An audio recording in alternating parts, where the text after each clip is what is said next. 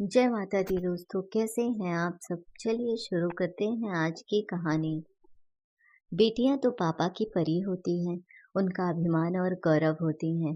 फिर ऐसा क्या था कि उसके पापा अपनी बेटियों को अभिशाप समझते थे, उनसे नफरत करते थे।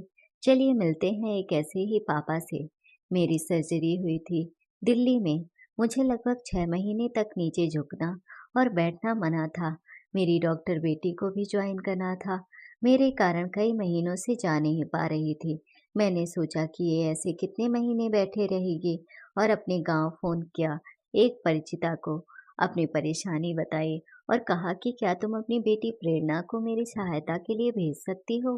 वो बोली, हाँ हाँ दीदी बिल्कुल, आपने तो हमारी बहुत मदद की है। आप किसी से बुलवा लीजिए। उनको धन्यवाद दिया और अपने भतीजे के साथ दिल्ली बुलवा लिया। मैंने जैसे ही उसे देखा, मैं आश्चर्यचकित रह गई। मेरी बेटी बोली, आप इसकी इतनी तारीफ करती थी, इस मरियल की? देखिए इसकी शक्ल और इसकी हालत, ये क्या आपको संभालेगी? मैं चुपचाप उसे देखती रही और पूछा, तुम बीमार थी? बुखार वगैरह आया था? नहीं चाची, मैं ठीक हूँ। नजरें गड़ाए हुए बोली, मुझे बहुत पछतावा हो रहा था।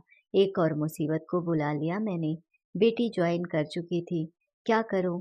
मैंने फौरन उसकी माँ को फोन लगाया। ये प्रेरणा को क्या हो गया? इतनी खुश मिजाज, हंसमुख, बातूनी, चहकती हुई बच्ची को क्या हो गया? ये 9वीं कक्षा में गई है, पर लग ही नहीं रहा। यदि ये बीमार थी तो नहीं भेजना था। ये तो एकदम गुमसुम और मरियल सी है। मुझे तो डर लग रहा है इसे रखने में। वो बोली, नहीं दीदी वो बिल्कुल ठीक है। वो क्या है कि वो खाती पीती ठीक से नहीं है ना, चाय बहुत पीती है। आप इसे चाय कम देना। मैंने बच्चे से कहा, तुम वापस चली जाओ इन भैया के साथ, मैं कुछ और इंतजाम कर लूंगी। नहीं नहीं चाची, मैं वापस नहीं जाऊंगी। मैं आपका सब काम करूंगी जो आप कहोगे। मैं हैरान रह गई। ये अपने घर नहीं जाना चाहती। मैंने कहा, मेरे घर में दो दो सहायिका लगी हैं, खाना बनाने वाली भी है।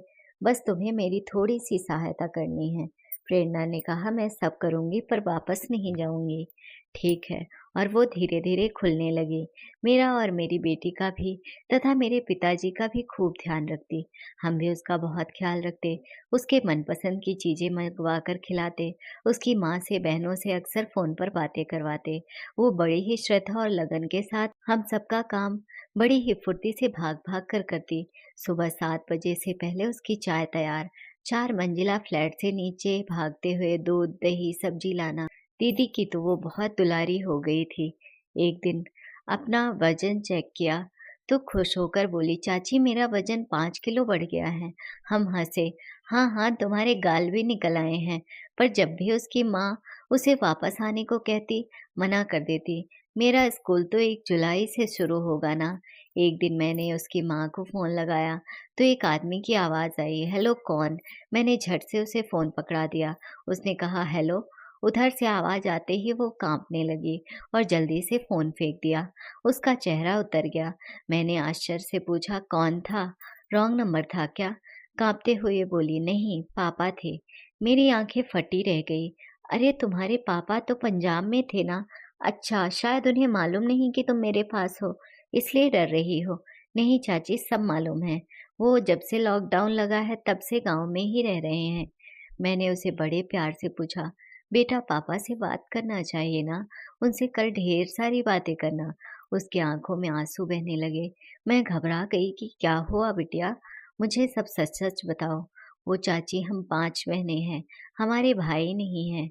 हम बड़ी गरीबी से गुजर बसर करते हैं। अब तो पापा भी घर में ही बेकार बैठे हैं। आप गांव आती हैं तो रुपए कपड़े बर्तन से सब तरह की मदद कर देती हैं। पापा मुझे किसी भी रिश्तेदार के यहाँ भेज देते हैं। जाएगी कुछ काम करेगी तो 4 पैसे मिलेंगे। मम्मी मना करती हैं कि पढ़ाई का नुकसान होगा, उसे पढ़ने दो। तो मम्मी को शराब पीकर बहुत मारते हैं। हम पांचों बहनों को भी पीटते हैं और कहते हैं 5 5 लड़कियां पैदा कर दी, एक बारिश नहीं दे सकती थी। एक दिन तो मम्मी को इतना मारा कि वो हम सबको छोड़कर नानी के यहाँ भाग गई। बाद में हमारे लिए लौट कर आ गई। पापा हम बहनों से कभी बात नहीं करते। हमारी दादी भी हमसे सब काम करवा लेती है, पर पापा को भड़का कर हमें और मम्मी को खूब पिटवाती है, हमारी शिकायत करती हैं। हम सब पापा से छुपते रहते हैं। आप हर महीने 3-4 हज़ार रुपए भेज रही हैं ना, इसलिए कुछ नहीं कहते। चाची, पापा हमसे क्यों नफरत करते हैं? मेरा क्या कसूर? और वो बिलख-बिलख कर रोने लगी। मैं सकते में आ गई। क्या कोई पिता इतना कठोर हो सकता है? हे भगवान! इन मासूम बच्चियों का क्या कसूर?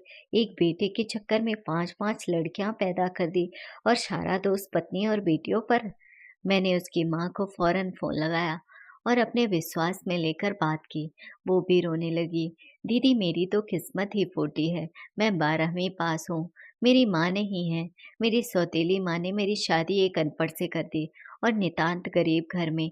ना तो खेती है और ना ही नौकरी। मैं दूसरों के खेतों में मजदूरी करके अपना घर चलाती हूँ।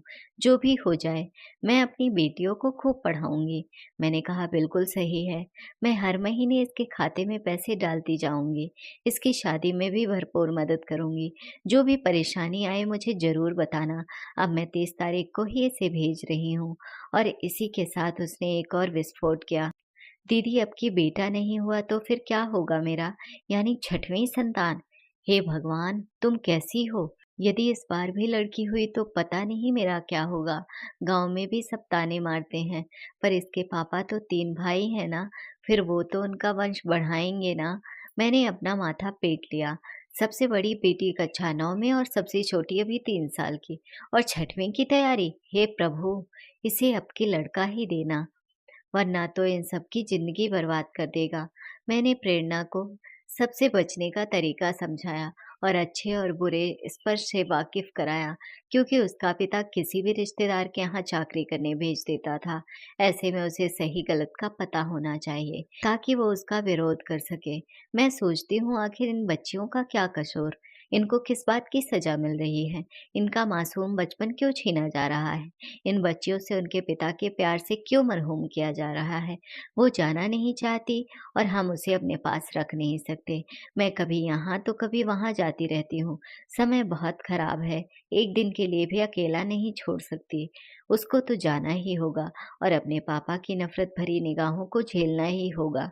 अपने पापा के प्यार को तरसती ये मासूम भोली बच्चियां हैं। अगर आपको कहानी अच्छी लगी हो तो अपने दोस्तों के साथ भी शेयर कीजिए और कमेंट में ज़रूर बताइए कि कैसी लगी ये कहानी। और हाँ, चैनल को सब्सक्राइब करना ना भूलें। धन्यवाद।